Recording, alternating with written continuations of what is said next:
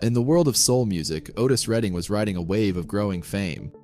Starting from humble beginnings, he worked hard and became known as the King of Soul, captivating audiences with his incredible voice and unforgettable songs.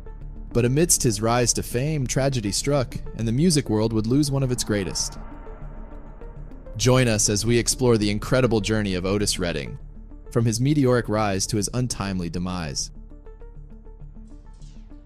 Otis Redding Jr. was born on September 9, 1941, in Dawson, Georgia. When he was just 5 years old, the family moved to Macon. Here he grew up listening to famous singers like Sam Cooke and Little Richard. As a little boy, Otis started singing in his church's choir and learned how to play the guitar and piano, and by the time he was 10, he was taking lessons to improve his drumming and singing skills. He even sang in the high school band at Ballard Hudson High School, and on Sundays he earned $6 by singing gospel music on a local Macon radio station. However, at the age of 15, his father became ill with tuberculosis, and Otis dropped out of school to support his family. While working part-time digging wells and at other odd jobs, he joined the Upsetters, a band that used to play with his idol Little Richard before he started his solo career. Otis Redding's breakthrough came in 1958 at the age of 17, when he participated in a talent show called The Teenage Party, hosted by disc jockey Hamp Swain at the Roxy and Douglas Theaters. A well-known local guitarist, Johnny Jenkins, was watching and noticed that the band backing Otis wasn't very good. At that point, Johnny decided to play with Otis himself, who chose to sing Heebie Jeebies by Little Richard. This combination helped Otis win the talent contest for 15 straight weeks, earning him a $5 prize each time. During one of these shows, Otis met the love of his life, Zelma Atwood, who was 17 years old at the time. And about a year later, Zelma and Otis had their first child, Dexter, in the summer of 1960. Otis and Zelma got married in August 1961, and they would eventually have 3 children together.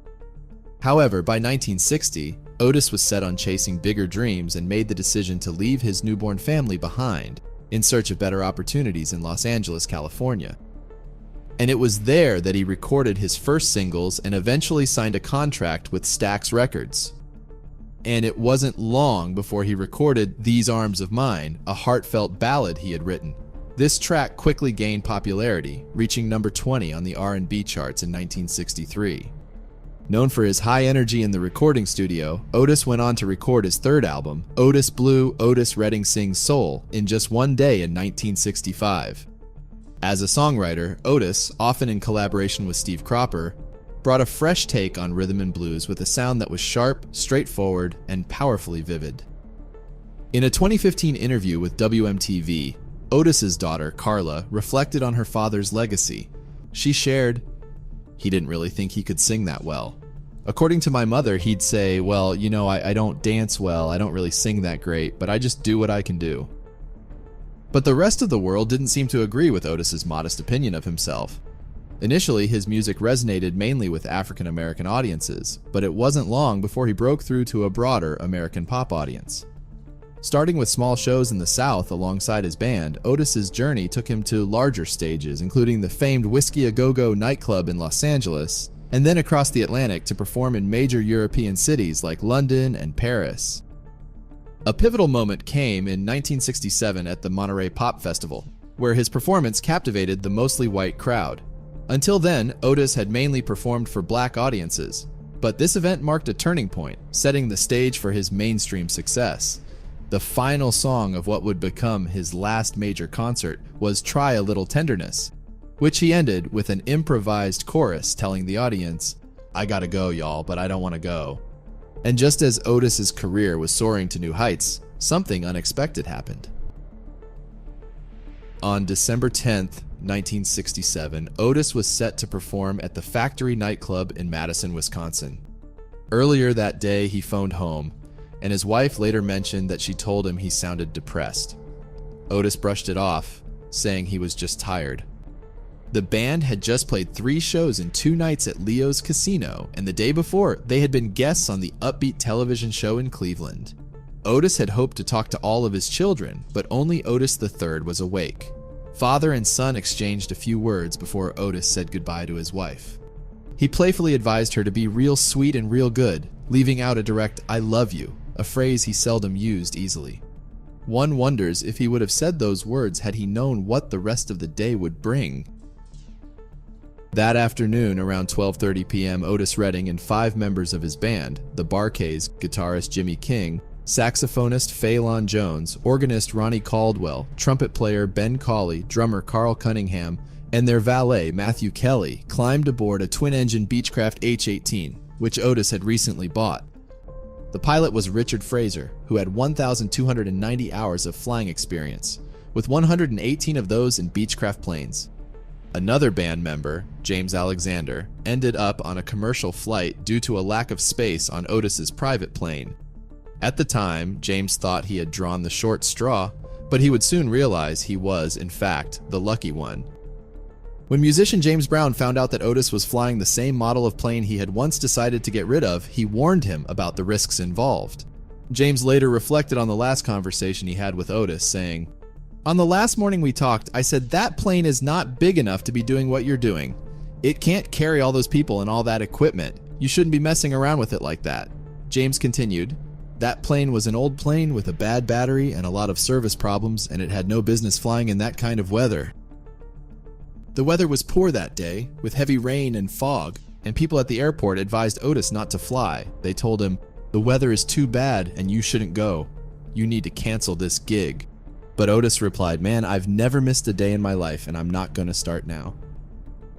Otis, who took pride in never missing a performance, didn't want to let down his fans. Despite the risks, he made the decision to proceed with the flight, saying, "Gotta make that dollar." And besides that, the pilot convinced Otis that he could get him and his band to Madison safely. So the group of 8 took off from Cleveland, Ohio, heading west towards Madison. As they approached Truax Field in Madison, just 4 miles from their destination, everything seemed to be going smoothly, and at 3:25 p.m., pilot Richard Fraser radioed for permission to land. However, shortly after, tragedy struck. The aircraft began its descent, navigating through thick clouds on its approach to land, which required it to fly over Lake Monona before reaching the airport. But just as they were nearing the shore, something went terribly wrong. No one will ever know exactly what happened on that day, only that the engine suddenly sputtered and stopped functioning. With low visibility due to low fog, the pilot was forced to rely on solely instruments for navigation, assuming they were still functioning properly at this point. In essence, he was flying blind. An eyewitness on the lakeshore reported seeing the plane flying with its left wing lower than the right before sharply banking and crashing into the lake, approximately half a mile from the land. Remarkably, the aircraft remained intact upon impact, floating on the surface of the icy lake for several minutes, gently bobbing up and down before it slowly started sinking. The Bar-Kays band member and trumpet player Ben Cawley, who had been asleep in the plane, was awakened by his bandmate Phelan Jones, who exclaimed, "Oh no," while looking frightened through his window. In a split second, Ben quickly unbuckled his seatbelt and found himself plunged into the icy lake, clutching a seat cushion to stay afloat amidst the freezing cold. Unable to swim, Ben held tightly onto the cushion as he helplessly witnessed each of his friends slowly drowning and freezing to death, their desperate screams for help echoing across the lake. Ben painfully remembered, "I saw Carl come out of the water, and I saw Matt come up on the other side." Ronnie's cries for help were heartbreaking, but eventually they all went silent, claimed by the cold lake. And just when Ben thought he couldn't hold on any longer, police officers on a boat found him, not far from where the dead bodies of 2 other men were floating, later identified as Richard Fraser and Jimmy King. After the incident was reported, rescue teams were quickly notified and additional help was dispatched following emergency calls from locals.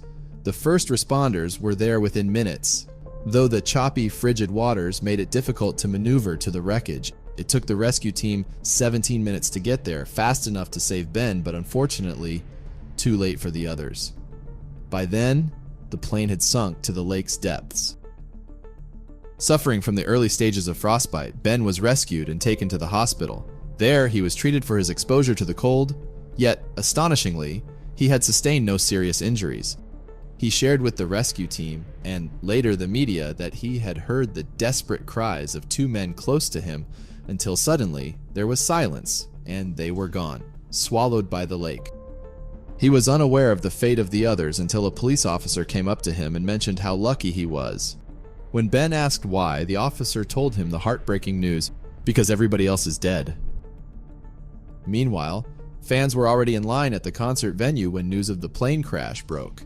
They went home that evening hoping that Otis had somehow survived. And that was his wife's hope too. Around 5 p.m., she received a call from the Madison coroner, who detailed the events leading up to the recovery of a body described as a tall and dark black man wearing a black undershirt, likely referring to the still unidentified Jimmy King. Trying to keep her cool and push away a wave of rising fear, she responded sharply, "That's not Otis." She pointed out that Otis never wore underwear and was an excellent swimmer. He was out there alive, they just hadn't found him yet. "Go find him," she demanded. However, the aircraft had plummeted to the lake's 40-foot depths, coming to rest at a 45-degree angle with its nose buried deep into the silt, its body twisted and torn open, and missing its left wing and engine. Apart from the two individuals found near Ben Cawley, there was no trace of the other passengers or the pilot. The divers faced harsh and dangerous conditions as they searched the waters for hours on end. When they resumed their rescue mission the following morning, they made a horrendous discovery. Otis was found, still buckled into his seat. Otis died at the age of 26 and was survived by his wife Zelma and their 3 children, Dexter, Carla, and Otis III. The detailed reason why the plane crashed remains a mystery, even after the NTSB looked into it. But the circumstances leading up to the accident might give us some indication of what might have happened. After the plane reached its cruising height, Otis walked up to the cockpit and sat in the co-pilot's seat. This raises a big question. Did he ever actually fly the plane, especially in such bad weather? Otis wasn't yet a licensed pilot. He was only allowed to fly if a pilot was with him and if there were no passengers on board. So the idea of him controlling the plane seems far-fetched. Yet this question led to a lot of guessing and speculation, especially because of what happened next. It's also important to remember that flying used to be a lot more dangerous in the past than it is today. Flying on smaller private planes was especially risky because the pilots and mechanics were often less experienced, the planes weren't maintained as well, and they often flew in and out of smaller airports that didn't have the safety features bigger airports do. But the most important factor is that there was heavy rain and fog at the destination airport where the plane was making its approach, and bad weather is known to be a culprit in many aviation accidents. And even though the pilot knew how to fly using just the plane's instruments, which is helpful in bad weather, we still don't know exactly what went wrong that night. Only that an eyewitness on the lakeshore reported seeing the plane with its left wing lower than the right before it sharply banked and crashed into the lake. Ironically, Otis's dream of widespread success was realized only after his passing. Just 3 days before his tragic death, he recorded a new song called "Sittin' on the Dock of the Bay," a song he had written 3 months earlier while on the deck of a houseboat in Sausalito, California. Inspired by the Beatles' album Sgt. Pepper's Lonely Hearts Club Band, Otis aimed to craft a similar sound despite objections from his record label and his wife. The Stax team also expressed dissatisfaction with the new direction, fearing it would harm the label's reputation as a hub for R&B music. However, Otis was determined to expand his musical horizons, firmly believing that Dock of the Bay was his best work and destined for chart-topping success. Sadly, Otis passed away before witnessing its success, but his intuition proved to be right. Upon its release in January 1968, "Sittin' on the Dock of the Bay" soared to #1 on the Billboard Hot 100, becoming Otis's first and only #1 single. Remarkably, it also became the first posthumous #1 single in US chart history, selling approximately 4 million copies worldwide and receiving over 8 million airplays. Despite his short time in the spotlight, Otis Redding made a huge impact on the music world and got the nickname King of Soul. He was one of the first to pioneer soul music and left his mark on the genre with his heartfelt lyrics and unique vocal style. After his death, he was honored with inductions into the Rock and Roll Hall of Fame in 1989 and a Grammy Award for Lifetime Achievement in 1999. Nowadays, Otis Redding is considered one of the most influential singer-songwriters in American music history, particularly in the realms of soul and rhythm and blues.